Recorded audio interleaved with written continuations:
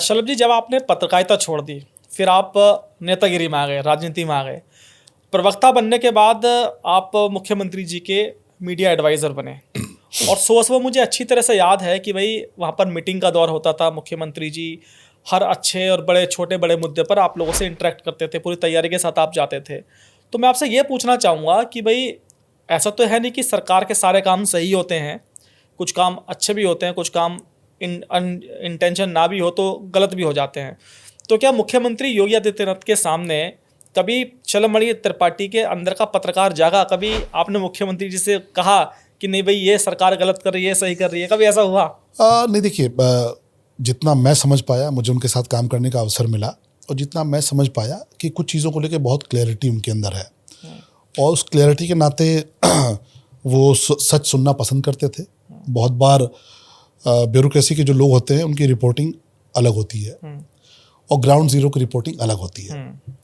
मुख्यमंत्री जी का हमेशा ये प्रयास रहा कि अफसरशाही की जो रिपोर्टिंग है उसके पैरेलल वो एक पर्सनल रिपोर्टिंग भी लें ग्राउंड जीरो से, और इसके नाते बहुत सारी चीज़ें उन तक फैक्ट पहुंचते थे, बहुत सारी चीज़ें उनको जानकारी होती थी।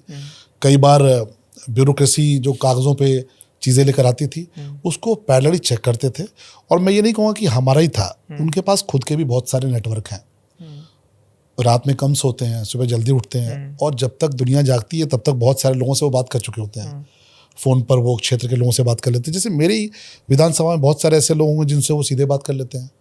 और सिर्फ मेरी नहीं, उत्तर प्रदेश के हर ज़िले में उनके पास अपना एक फीडबैक सिस्टम है।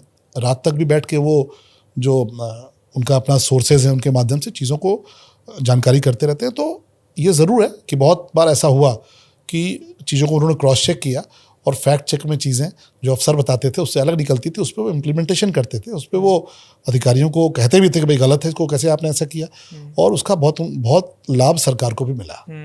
अच्छा, बहुत से लोग आपकी पार्टी के ही ये नैरेटिव सेट करने की कोशिश करते हैं कि योगी जी तो ब्यूरोक्रेसी की ही सुनते हैं, आँख पर पट्टी बांधी हुई है। तो वो बात तो गलत है जो आप बता रहे थे, यानी कि योगी जी अफसरशाही की हर बात नहीं मानते? ऐसा नहीं है। अफसरशाही की बात वो उतनी ही सुनते हैं जितना एक पॉलिटिकल व्यक्ति को सुनना चाहिए। अगर अफसरशाही की ही केवल बात सुनते तो आप मुझे अनुराग भाई बताइए कि इसी उत्तर प्रदेश में आपने तो बहुत लंबे समय तक पत्रकारिता की है, क्या माफियाओं का सफाया किसी पॉलिटिकल आदमी के लिए इतना आसान था? कोई लाख अंदर से इच्छा शक्ति का व्यक्त रहा हो, लेकिन क्या उत्तर प्रदेश की ब्यूरोक्रेसी ने सहयोग किया? नहीं करती थी ब्यूरोक्रेसी सहयोग। मुझे याद आता है कि कमिश्नरेट सिस्टम उत्तर प्रदेश कितना आगे बढ़ चुका था, कितना उसको लेकर चर्चा होती थी, लेकिन 2017 की पहले की सरकारें, जिनके लिए कहा जाता है कि बहन मायावती जी तो बहुत अफसरशाही पर लगाम रखती थी, लेकिन मायावती जी भी या अखिलेश जी भी, आप कमिश्नरेट सिस्टम लागू नहीं कर पाए उत्तर प्रदेश में। एक बार बहुत पहले हुआ था और मुझे लगता है 4 घंटे के अंदर वापस देना पड़ा, तो कमिश्नरेट सिस्टम लागू हुआ। ये अपने आप में इच्छा शक्ति की बात थी। ये जो माफिया जिनके घरों पे मुझे लगता है कि बुलडोजर चले, जिनके घर जमींदोज किए गए, जिनकी प्रॉपर्टी जब्त की गई, ये प्रॉपर्टी तो पहले भी थी, यही अफसर पहले भी थे, यही संसाधन उनके पास भी थे, लेकिन ये एक राजनीतिक इच्छा शक्ति का ही कमाल था कि मुख्यमंत्री जी ने ये सारे ऑपरेशंस कराए, सारी कार्रवाइयाँ कराई, और आज उत्तर प्रदेश में जितने बड़े माफिया हैं, आप देखिए, आपको शायद मैं पूछूं कोई माफिया तो आप नाम नहीं बता पाएंगे। तो अफसरशाही उनके नियंत्रण में है। हाँ, ये ज़रूर है कि जब अफसरशाही या कोई भी अधिकारी अगर आउट ऑफ वे जाके कोई आपको एग्जीक्यूट कर रहा है, आपके लिए कुछ काम कर रहा है, तो निश्चित तौर पे आप शाबाशी के तौर पे इतना ही कर सकते हैं कि उसकी शायद एक गलती को आप माफ़ कर दें।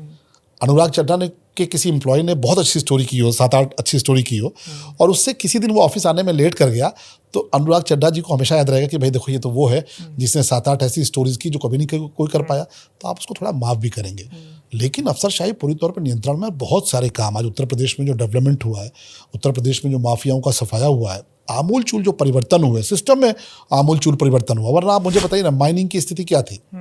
माइनिंग की स्थिति है कि 40 पैसा जाता था सरकार की जेब में, 60 पैसा जाता था माफियाओं की जेब में, और माफियाओं में वो पॉलिटिकल माफिया भी थे जो वाइट कॉलर थे। शराब का पैसा कहाँ जाता था? तो ये सारे पैसे आज सरकार के पास 1 रुपये अगर आ रहा है रेवेन्यू, तो 1 रुपये सरकार की जेब में जा रहा है, और इसीलिए इतना डेवलपमेंट हो रहा है, इतनी सारी चीज़ें हो रही हैं। तो अफसरशाही पूरी तौर पर नियंत्रण में। हाँ, ये ज़रूर है कि राजनीतिक आलोचक कुछ ना कुछ तो कहेंगे, कुछ तो काम है कहना, कुछ तो लोग कहेंगे। तो राजनीतिक आलोचक हैं, उनका अपना कहने का अपना विषय हो सकता है, पर मैंने देखा है कि अफसरशाही उनके नियंत्रण में है।